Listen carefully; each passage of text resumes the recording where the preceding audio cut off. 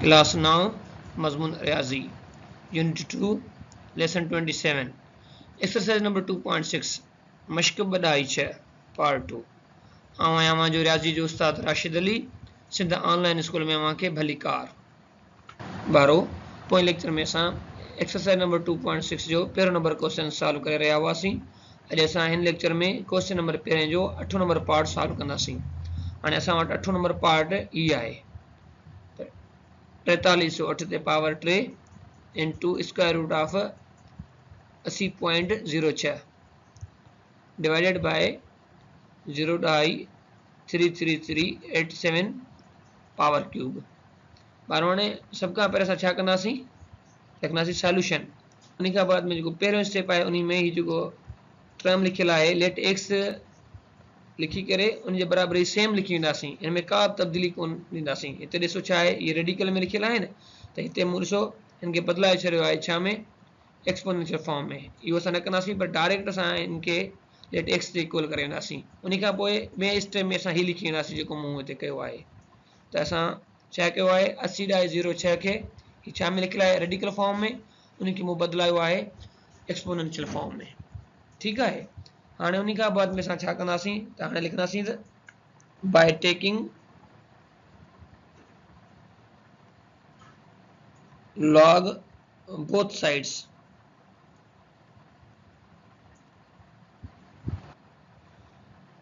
बारो हाणे असां हिते ॿिनी साइड खां log अप्लाई करे आयासीं। ही थियो log x is equal to log ही जेके टर्म हुआ उहे अची विया। ठीकु आहे। हाणे हिते ॾिसो ही जेके आहिनि उहे डिवीजन में पियल आहिनि, त पोइ हिते log जो डिवीजन वारो फार्मूला अप्लाई थींदो। उहो कीअं हुयो, त उहो फार्मूला कुझु हिन तरीक़े सां हुयो, log of m divided by n is equal to log of m minus log of n। बारो त पोइ हाणे असां वटि अॻियो स्टेप कीअं थींदो, इहो थींदो त log of x is equal to log 4308 ते पावर 3 इंटू 80/06 जे मथां पावर घणो ईंदो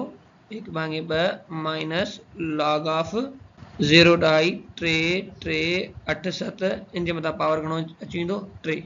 बारो हाणे हिते फर्दर जेको आहे मल्टीप्लिकेशन जो फार्मूला अप्लाई थींदो। ही जेके ॿई टर्म पाण में मल्टीप्लिकेशन में पिया आहिनि थिया, ऐं हिते जेको आहे ए जे मथां पावर पियो आहे एन, यानी हिन टर्म जे मथां पावर घणो पियो आहे 3, त पोइ हिन ते log जो एक्सपोनेंट वारो फार्मूला उहो अप्लाई थी वेंदो। हाणे मां हिते फार्मूला ॿई लिखी थो वञा। बारो हाणे ॾिसो log ऑफ m n जेको ही फार्मूला आहे मथियों, उहो हिन ॿिनि टर्मनि ते अप्लाई थी वेंदो जेके मल्टीप्लिकेशन ते पिया आहिनि उन ते। ठीकु आहे।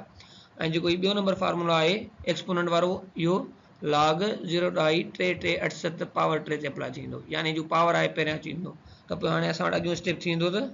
असां लिखंदासीं त log of x is equal to log of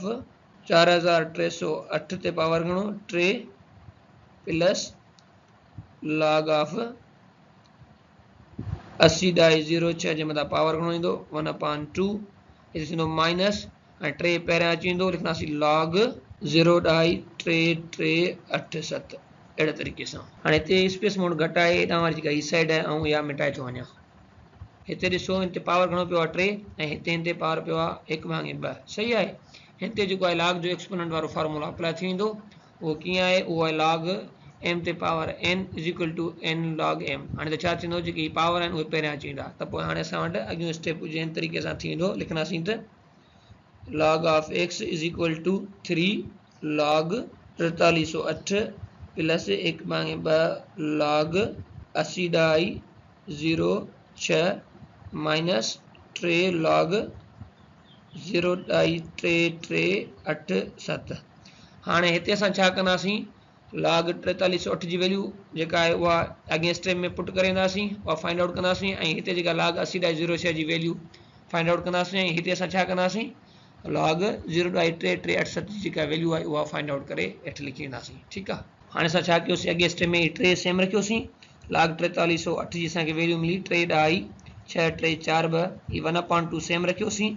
log 80/06 जी असांखे वैल्यू मिली 1.9034, असां माइनस 3 साॻियो रखियोसीं हेठि, ऐं log 0.3387 जेका असांखे वैल्यू मिली उहा असांखे छा मिली आहे, उहा असांखे वैल्यू मिली -0.4701। हाणे त छा थींदो, त 1 ॾहाई 9 0 3 4 खे असां ॿिनि सां डिवाइड करे वेंदासीं हिते असां माइनस इंटू माइनस करे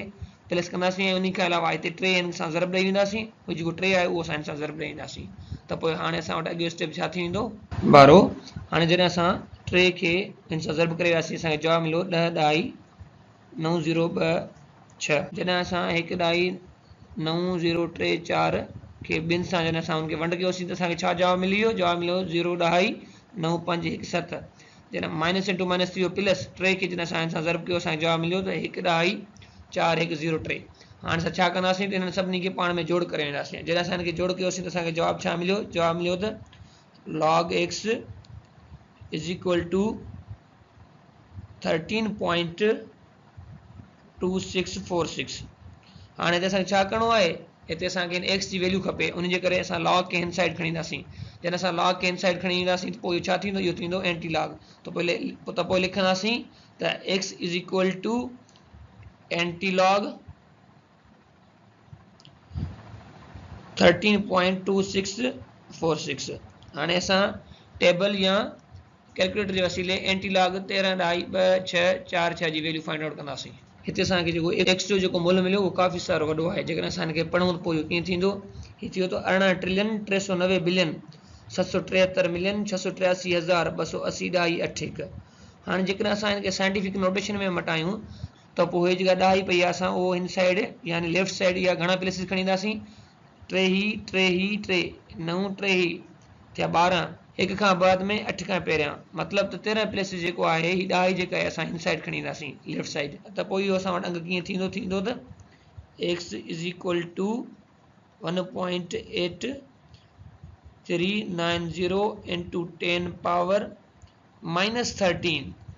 इहो असांजो छा थी वियो आंसर 12 हींअर असां वटि ॿियो नंबर क्वेश्चन आहे find the number of digits in the following हेठियुनि में number of digit find out करियो मतिलबु ईअं थींदो 7 ते असां पावर 25 छॾाए वञूं आहे पोइ जेको नंबर असांखे मिले आहे उन में number of digit find out करे वठिणो आहे पर हिते असांखे log जे थ्रू हीउ नंबर सॉल्व करिणो आहे ऐं असांखे ॿुधाइणो आहे त हिन में नंबर ऑफ डिजिट केतिरा हूंदा सभ खां पहिरियां असां लिखियासीं जेको गिवन सम आहे उहो 7 ते पावर 25 सॉल्यूशन लिखी त पोइ लिखियोसीं let x is equal to 7 ते पावर 25 हाणे हिते छा थींदो ॿिन्ही साइड खां असां log अप्लाई करे ईंदासीं त पोइ थी वेंदो by taking log both sides त पोइ हाणे सम कीअं थींदो सम थींदो त log x is equal to log 7 ते पावर घणो थींदो 25 त हिते असां वटि log जो एक्सपोनेंट वारो फार्मूला अप्लाई थी वेंदो उहो आहे त log m ते power n is equal to n log m त पोइ हाणे असां वटि अॻियो स्टेप थी वेंदो लिखंदासीं त हीअ साइड साॻी रहंदी log x is equal to 25 log 7 हाणे हिते असां छा कंदासीं कैलकुलेटर या टेबल जे वसीले log 7 जी वैल्यू फाइंड आउट कंदासीं ॾिसूं त उहा घणी थी थिए हाणे हिते जॾहिं असां log 7 जी वैल्यू फाइंड आउट कईसीं त पोइ उहा छा मिली उहा मिली त 0 ॾहाई 4 8 5 0 ठीकु आहे हाणे असां अॻे स्टेप में छा कंदासीं त 25 खे हिन सां असां ज़रब करे वेंदासीं जेका असांखे वैल्यू मिली त पोइ अॻियो स्टेप असां वटि छा थींदो त log x is equal to 12 ॾहाई 1 2 5 हाणे हिते ॾिसो असांखे छा करिणो आहे असांखे इहो ॾिसणो आहे त जेको असांखे x हिते मालूम थिए हा त पोइ उन जे अंदरि नंबर ऑफ डिजिट केतिरा हुजनि बसि सिर्फ़ु एतिरो ई इन जे लाइ असां वटि हिकिड़ो फार्मूलो आहे उहो आहे त हाणे उहो मां मथे लिखी थो वञा लिखंदासीं त since number of digits is equal to characteristic plus 1 हाणे हिते ॾिसो असां वटि कैरेक्टरिस्टिक घणी आहे कैरेक्टरिस्टिक असां वटि आहे 12 त पोइ असां हिते लिखंदासीं इज़ इक्वल टू 12 प्लस 1 इहो छाजे बराबरि थी वियो 13 त पोइ असां चवंदासीं त नंबर ऑफ डिजिट्स इन 7 ते पावर 25 आर 13 यानी 13 इहो असांजो छा थी वियो असां थी वियो आंसर 12 हींअर असां वटि चोथों नंबर सम आहे 5 ते पावर 20 पहिरियां लिखियोसीं सॉल्यूशन खां बाद में लिखियोसीं let x is equal to 5 ते पावर 20 हाणे हिते छा थींदो ॿिन्ही साइड असां log अप्लाई करे वेंदासीं थींदो असां वटि त log of x is equal to log of 5 ते पावर 20 ॿारो हाणे हिते छा थींदो हिते log जो जेको आहे एक्सपोनेंट वारो फार्मूला अप्लाई थी वेंदो तव्हांखे ख़बर आहे उहो कीअं आहे उहो कुझु हिन तरीक़े सां आहे त log ऑफ m ते power n is equal to n log m ठीकु आहे त पोइ हाणे असां वटि अॻियों स्टेप कीअं थींदो अॻियों स्टेप असां वटि थींदो त log of x is equal to ही 3 पहिरियां अची वेंदो जेको पावर पियो आहे पोइ थींदो log 5 हाणे हिते असां छा कंदासीं त 3 साॻियो पियो हूंदो log 5 जी वैल्यू पुट करे वेंदासीं त पोइ असां वटि अॻियों स्टेप थींदो त log of x is equal to 30 into जेका log 5 जी असांखे वैल्यू मिली उहा आहे त